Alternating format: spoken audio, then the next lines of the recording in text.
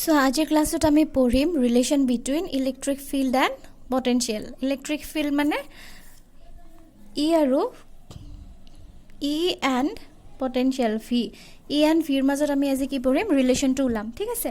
তো এতিয়া মই তোমালোকক যেতিয়া পটেনশিয়েল ওলোৱা পঢ়াইছিলোঁ তেতিয়া মই এটা বস্তু শিকাই দিছিলোঁ, তোমালোকৰ মনত আছেনে? ইয়াত ধৰা মই অ' পইণ্ট এটা ল'লোঁ আৰু ইয়াত এটা মই পজিটিভ চাৰ্জ এটা লৈছোঁ, পইণ্ট চাৰ্জ হয়।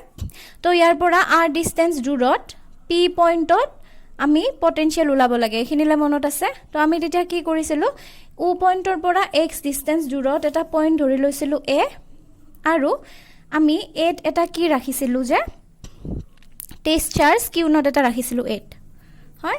এই টেষ্ট চাৰ্জটো আমি এৰ পৰা বি বিন্দুলৈকে নিছিলোঁ আৰু কিমান ৱৰ্ক ডান হয় আমি ওলাইছিলোঁ।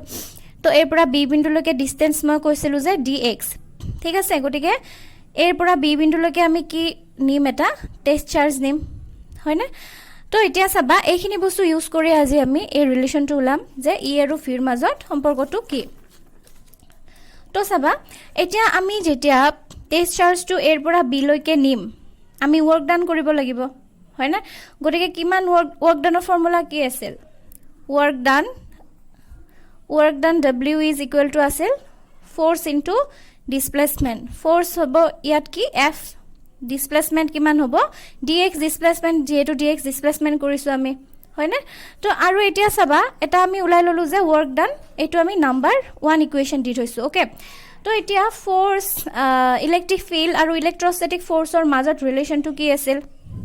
Relation between force and electric field কি আছিলে যে F equal to Q naught into E, বুজি পাইছা না? চোৱা ইয়াত আছে এটা টেষ্ট চাৰ্জ, গতিকে পইণ্ট চাৰ্জ এটা আছে, পজিটিভ পইণ্ট চাৰ্জ এটাৰ কাৰণে ইলেক্ট্ৰিক ফিল্ড ইণ্টেনচিটি ডাইৰেকশ্যন কোনফালে হ'ব? পজিটিভ চাৰ্জৰ কাৰণে অলৱেজ আউটৱাৰ্ড। আৰু ইলেক্ট্ৰিক ফিল্ডৰ ডাইৰেকশ্যন আৰু ইলেক্ট্ৰষ্টেটিক ফ'ৰ্চৰ ডাইৰেকশ্যন কি? একেফালে। গতিকে এতিয়া এইটো ফ'ৰ্চ মানে কিমানখিনি ফ'ৰ্চ হ'ব ইয়াত? কিউ ই, হয়। এইখিনিতো জানাই ফ'ৰ্চ, ইলেক্ট্ৰষ্টেটিক ফ'ৰ্চ আৰু ইলেক্ট্ৰিক ফিল্ডৰ মাজত ৰিলেশ্যনটো কিমান হয়। তো এতিয়া চাবা ইয়াত আমি দুটা ইকুৱেশ্যন পালোঁ, এটা পালোঁ W equal to F dot D X, এইটো ডব্লিউ নহয় মই ডি ডব্লিউ বুলি লিখিম, কাৰণ ডব্লিউ হ'লে টোটেল ৱৰ্ক ডান, ইয়াতো টোটেল ৱৰ্ক ডান আমি চোৱা নাই, অকল ডি এক্স ডিছপ্লেচমেণ্টহে কৰিছোঁ। গতিকে যদি এক্স ডিছপ্লেচমেণ্ট কৰোঁতে যিমান ৱৰ্ক ডান হ'ব সেইটোহে আমি ডব্লিউ বুলি লিখিম ন। গতিকে যিহেতু ডিছপ্লেচমেণ্টটো আমি কি কৰিছোঁ সৰু কোৱান্টিটিত ভাঙিছোঁ, গতিকে ৱৰ্ক ডানটো এটা স্মল এমাউণ্ট অফ ৱৰ্ক ডানে পাম, ঠিক আছে। তো এইখিনি আছিল কি d W equal to F dot D x. Next আমি পালোঁ ফ'ৰ্চ আৰু ইলেক্ট্ৰিক ফিল্ডৰ মাজত ৰিলেশ্যনটো F equal to Q naught E, এইটো আমি দিলোঁ ইকুৱেশ্যন নাম্বাৰ 2। এতিয়া আমি কি কৰিম, পুট ইকুৱেশ্যন 2 ইন ইকুৱেশ্যন 1। তো ইকুৱেশ্যন 2 তাৰমানে ফ'ৰ্চৰ ভেলুটো আমি ইকুৱেশ্যন 1ত পুট কৰিম। তো ইকুৱেশ্যন 1 আমি কি পাম? ডি ডব্লিউ ইকুৱেল টু কি পাম? Q naught E dot D X পাম, হয়। তো এতিয়া চাবা ইয়াৰ পৰা চাবা ডি এক্স মানে আছিল ডিছপ্লেচমেণ্ট, ইফালে কৰিছোঁ আমি ডিছপ্লেচমেণ্ট, তাৰমানে ডি এক্সটো কৰিছোঁ আমি ইফালে আৰু ইলেক্ট্ৰিক ফিল্ডৰ ডাইৰেকশ্যন হৈছে ইফালে, একদম মানে অপজিট টু ইচ আদাৰ। তো ডি এক্স আৰু ই ইয়াত চোৱা ইয়াত ডট প্ৰডাক্ট হৈ আছে, এইটোতো বাৰু কনষ্টেণ্ট হয়, এইটো ডট প্ৰডাক্ট হয় নাই ই ডট ডি এক্স। তো আমি ডট প্ৰডাক্ট কৰিলে কি পাম? ই ডি এক্স কছ থিটা পাম।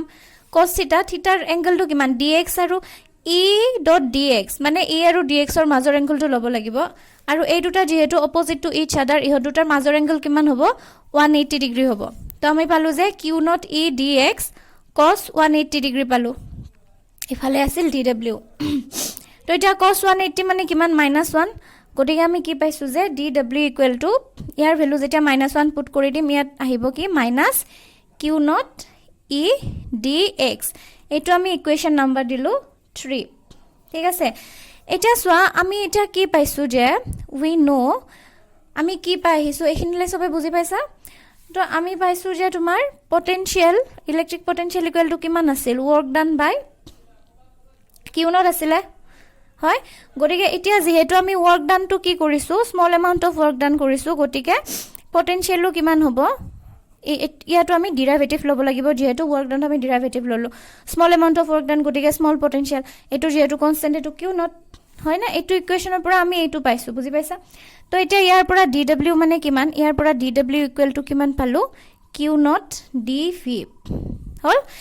এইটো ইকুৱেশ্যন নাম্বাৰ দিলোঁ মই ইকুৱেশ্যন নাম্বাৰ 4 ইয়ালৈকে ঠিকে আছে তো ইয়াত চাবা এইখিনিলৈকে বুজি পাইছা এইটো ইকুৱেশ্যন নাম্বাৰ 4 তো এতিয়া আমি ইকুৱেশ্যন 3 আৰু 4 ৰ পৰা কি পাম এইটো আছিল ইকুৱেশ্যন 3 এইটো হ'ল ইকুৱেশ্যন 4 ইয়াত পাইছিলোঁ dw equal to minus Q naught E dx ইয়াত পাইছোঁ dw equal to Q naught dv so from equation 3 and 4 from 3 and 4 আমি কি লিখিব পাৰো যে minus Q naught E dx equal to Q naught dv লিখিব পাৰো তো কিউ নট কেনসেল আউট হৈ গল আমাৰ থাকিল যে মাইনাছ ই dx ইকুৱেল টু dv থাকিল গতিকে ইয়াৰ পৰা আমাক কি লাগে ইলেক্ট্ৰিক ফিল্ড আৰু পটেনশিয়ালৰ মাজত ৰিলেশন লাগে গতিকে মাইনাছ dx টো আমি ইফালে কনভাৰ্ট কৰি দিও ইফালে লৈ গলো তো থাকিব কি মাইনাছ dv বাই dx আৰু এটো হৈছে আমাৰ ৰিকোয়াৰ্ড ৰিলেশনটো গতিকে বুজি পাইছা আমি কি পালো যে ইলেক্ট্ৰিক পটেনশিয়াল আৰু সৰি ইলেক্ট্ৰিক ফিল্ড আৰু ইলেক্ট্ৰিক পটেনশিয়ালৰ মাজত ৰিলেশনটো হৈছে E equal to minus dv by dx হল তো এটো কোৰ পৰা কি কৰিছো বুজি পালা নহয় ইয়াতে এটা পইণ্ট চাৰ্জ আছিল ইয়াৰ পৰা r ডিসটেন্স দূৰত p পইণ্টত আমি পটেনশিয়াল ওলাব লাগে তো আমি ও পইণ্টৰ পৰা x ডিসটেন্স দূৰত এটা পইণ্ট লৈছিলো a পইণ্টত ৰাখিছিলো এটা টেষ্ট চাৰ্জ তো এই টেষ্ট চাৰ্জটো আমি b পইণ্টলৈকে লৈ যাম মানে ওয়াৰ্ক ডান কৰিম হয় এগেইনষ্ট ইলেক্ট্ৰিক ফিল্ড ওয়াৰ্ক ডান কৰিম a আৰু b ৰ মাজত ডিসটেন্স আছিল dx গতিকে ওয়ার্ক ডান কিমান হ'ব f dx হ'ব হয় এইটো এটা ফৰ্মুলা এইটো ইকুৱেশ্যন এটা পালো ইকুৱেশ্যন নম্বৰ 1 নেক্সট আকৌ ফোৰ্স ইলেক্ট্ৰোস্ট্যাটিক ফোৰ্স আৰু ইলেক্ট্ৰিক ফিল্ড ইন্টেন্সিটি মাজত ৰিলেশন পাইছো f equal to q not e এইটো পালো আমি ইকুৱেশ্যন নম্বৰ 2 তাৰ পিছত এতিয়া ইকুৱেশ্যন 2 টু 1 ত পুট কৰি দিলো আমি কি পালো ইয়াত f ৰ জায়গাত যেতিয়া আমি এই ভ্যালুটো পুট কৰি দিম q নট e ইফালে dx এই দুটা ডট প্ৰডাক্ট e আৰু dx ৰ মাজত এংগল 180 ডিগ্ৰী গতিকে ইয়াত কি পাই গলো dw equal to minus q not e dx তাৰপিছত আমি কি জানো যে এটো আমি আগতে পঢ়ি আইছো ন v equal to work done by test charge গতিকে তাত আমি ইয়াৰ পৰা আমি কি ভ্যালু লাই ললো যে dw equal two q not dv হয় তো এতিয়া সোয়া ইকুৱেশ্যন 3 আৰু 4 আমি ইকুৱেট কৰি দিলো যেহেতু ইয়াটো dw equal to something dw equal to something so both will be equal to ইচ আদাৰ তো ইকুৱেল হৈ যোৱাৰ লগে লগে ইয়াৰ পৰা আমি কি পাই গলো যে e equal to minus dv by dx গতিকে এইটো আছিল ৰিকোয়াৰ্ড ৰিলেশন ঠিক আছে তো এইখিনি ধুনিয়াকে তোমালোকে নোট আউট কৰি লোৱা নোট ডাউন কৰি থোৱা আৰু এইখিনি লিখি পেলাই মোক দেখাবা